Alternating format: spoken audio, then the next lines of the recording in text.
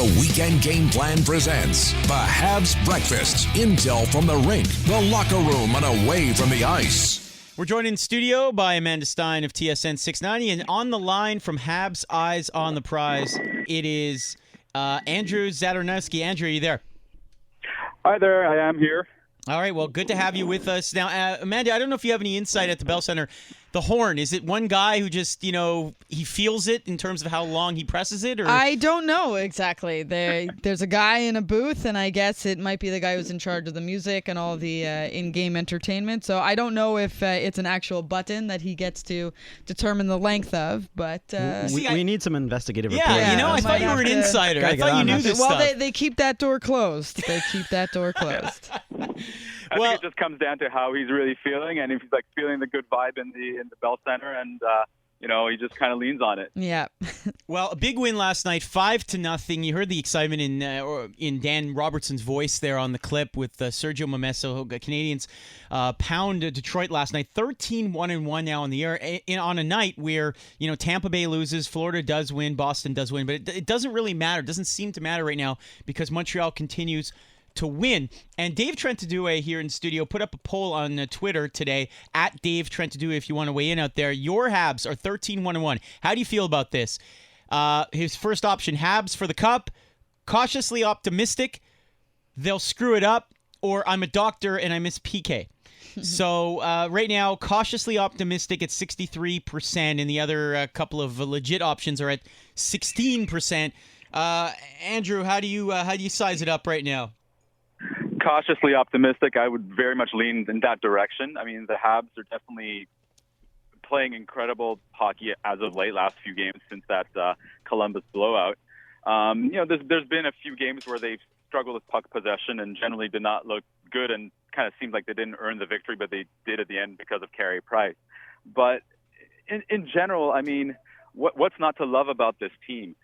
It's easy to nitpick, but they're at the top of the league right now, best goal differential in the league. It's, they've got a dominant force on the power play with that Weber slap shot that no camera can capture at this point. They're gonna have to install some slow motion cameras. That's true. You're at home and you have to watch the replay. You just can't see it. It's unbelievable.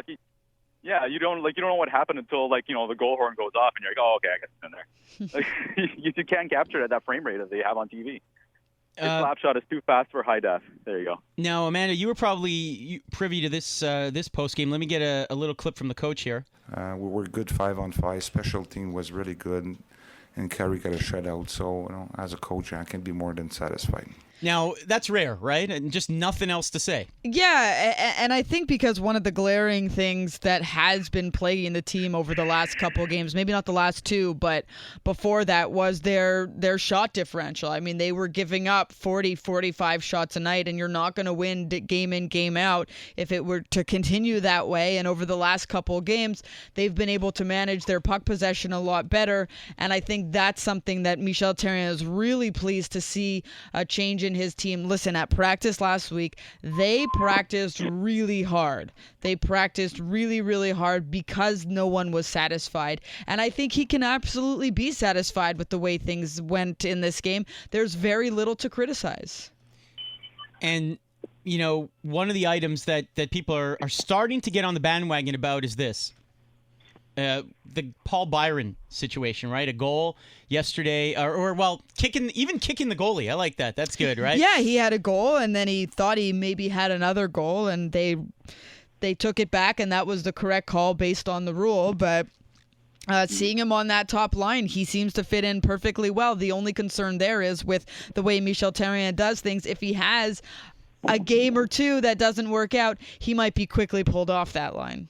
And it's also a question, we'll see what happens when Lehkonen comes back from injury as well, whether he takes his place back on that line or what, because Therrien's going to have a decision to make once Lehkonen comes back from injury. Yeah, that's going to be an interesting decision, right? Because... Well, I don't think you mess with this right now. Until you start seeing it not working, and it could be a very quick trigger for someone like Paul Byron, because is he a first-line player? Well... in a way he is, but he's not necessarily. It gives it's not prototypical. Yeah, exactly. It'll be a quick decision there. And Lankinen is a guy who doesn't need to be on the top line. He can insert himself somewhere else and be just as effective. Now, Andrew Shaw, the big story last night, 3 points, looking like the guy the Canadiens thought they were getting. When he came up in the NHL, Andrew Shaw was actually a center to start his NHL career. He's now obviously on the wing. But he showed last night in all facets why the Canadiens went out and got him. And if I'm not mistaken, the only guy in the room with a couple of Stanley Cup rings, do you think that there was a collective sigh of, now that's more like it from the fans out there, Andrew? Well, definitely. I mean, there's a lot of concern with Shaw's contract when he signed over the summer, and he was, from our fan base, he was a bit of an unknown commodity. Mm-hmm. When I talked to a few friends of mine who are Chicago fans, they were telling me, like, you got a hell of a player there. He's gonna be rough. He's gonna bring the grit, the sandpaper, and all those different types of stereotypical terms. But and I think we're just starting to see it. There's probably a bit of an adaptation period on Shaw's part to Therrien's system. It's probably slightly different than what he's used to. So early struggles are not surprising. The fact that he's picking up is a sigh of relief that he's probably like getting into the system, getting into the team, like really finding his groove. And I think where he's going to be most effective is going to be during the playoffs, because he's definitely a playoff type player. And I think he may be just kind of trying to test things out, test the waters out a bit right now. And I think you'll really see a big kind of explosion from him during the playoffs. Chatting with Andrew Zadarnowski of Habs Eyes on the Prize and Amanda Stein here in studio on TSN 690. Amanda, you had a chance to speak to some of the Habs in the room afterwards, and most notably Max Pacioretty, who gets off the schneid with his third goal of the year. But he didn't really want to have any of that, right? It was more about the team effort. Yeah, I mean, he never is. I had to ask because I think it was appropriate given the fact of he's had offensive struggles this season so far. But no, he won't talk about himself. He'll give all the credit to his team. And rightfully so. I think he's a guy who we've known over the course of his career to be a streaky player, and he's started off the season, unfortunately for him, on a bit of a cool streak, but it will come for him. I mean, I truly believe that. Is he injured? I don't know. Probably not. Maybe it's just one of those situations where he's having a bit of a rough start to the season, but this, no matter how that goal goes in for Pacioretty, to just have that third goal of the season, mentally, I think is going to be a huge relief for him. Max, I'm sure you were already asked this before, but to just score that goal, how did that feel? It didn't feel any different than if any of my other teammates scored, and I genuinely mean that. Like he almost knew before you finished the sentence what you were asking. Of course. I mean, these guys are, they're pros. They know what's coming at them. And as a, professional myself, I knew I had to ask the question. Right. That's fair. Anything to nitpick last night? I mean, there really isn't, right? Hanley, second game now with the Habs. Does Pattern get in at some point? Maybe that 4-minute penalty, I would imagine. I don't know, Yeah, Andrew. yeah. Do you feel that there was much to nitpick yesterday? Well, it's hard to complain about a team that's 12-1-1. I mean, really, how far do we want to dig here? But the Hanley just in the lineup in general, I'm happy he got a call up. He's a fourth-year professional. Probably, his career is trending more towards a AHL type player. I'm glad he got the call up. I figured, the Habs needed a seventh body on D in case of, because they had a pretty solid, top six defensive core. Yeah. Pulling out Pattern in favor for Hanley for 2 games now. I think it's time to put Pattern in and let the guy play. I mean, I think he's earned his spot.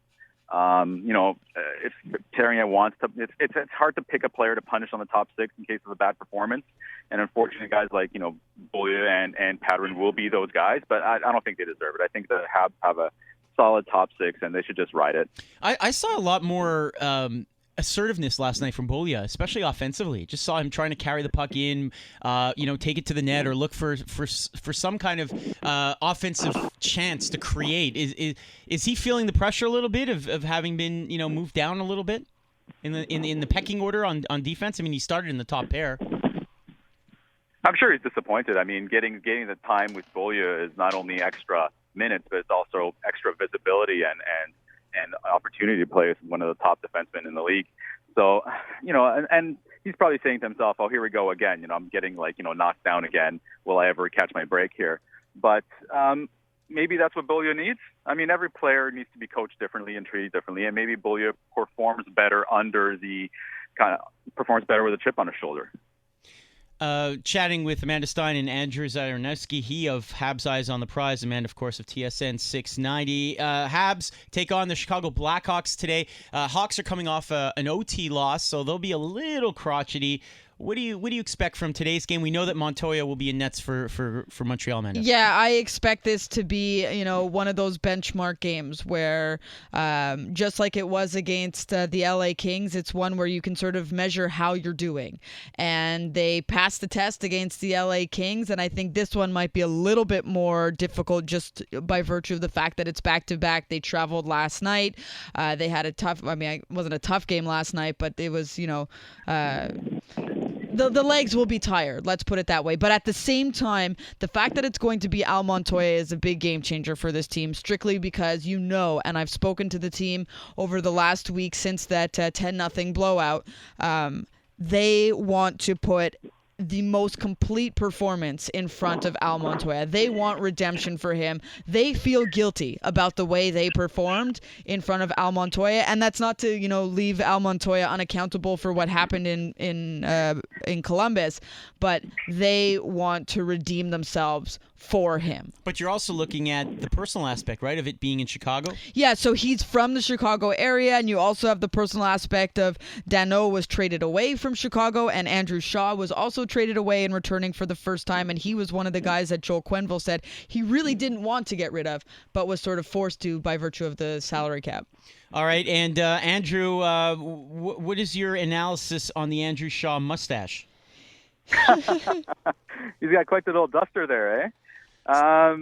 Didn't he say that he dyed it to make it more prominent? That's exactly what he did, yes. Yeah, I didn't hear that. That is correct. That's amazing. That is cheating. That is cheating in November. I mean, we all have our little embarrassing little peach fuzz at the top of our lip, and it starts beginning of November.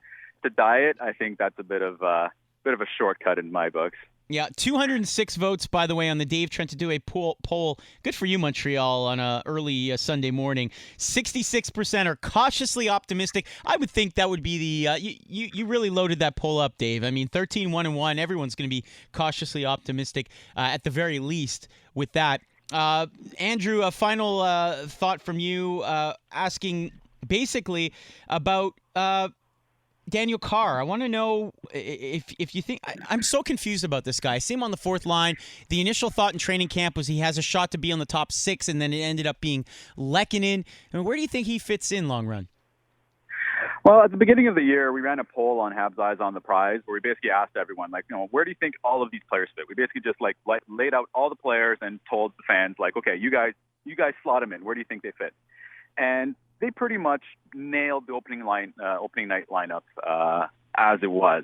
The only real point of contention where there was no consensus at all is where Carr and Andrew Ghetto fit. So I think between those two guys, they're competing for that 12th, 13th forward spot. And I watched both of those guys play with the Ice Caps this year. They were both down there for a bit, and they were too good for the AHL. They obviously they're just there because the Habs can't keep that many numbers up top, and they're going to have a decision to make. Just kind of thinking outside the box here, the Habs are pretty slim on defensive ready prospects to come up to the NHL. Meanwhile, they have an abundance of these kind of NHL ready forwards. I wouldn't be too shocked if one of Andrew Ghetto or Carr got traded this year for defensive depth. Well, we know Bergevin likes his defensemen, right? So that's a given. He likes to stock up on D. So the Canadians are obviously going to look for a lot more D. Yeah. Amanda, do you have a prediction for today? Does it get to 14-1-1, 13-0-2, 1-2? What's your take? I think this might be one that they lose. The bubble has to burst at some point, and I think this might be at a well-rested Hawks team, a traveling Montreal team. The bubble does have to burst at some point. All right, Andrew, you concur? Well, it's inevitable, right? I mean, this team has to lose at some point. Yep. It's a fabulous ride we're on right now. We should just enjoy it.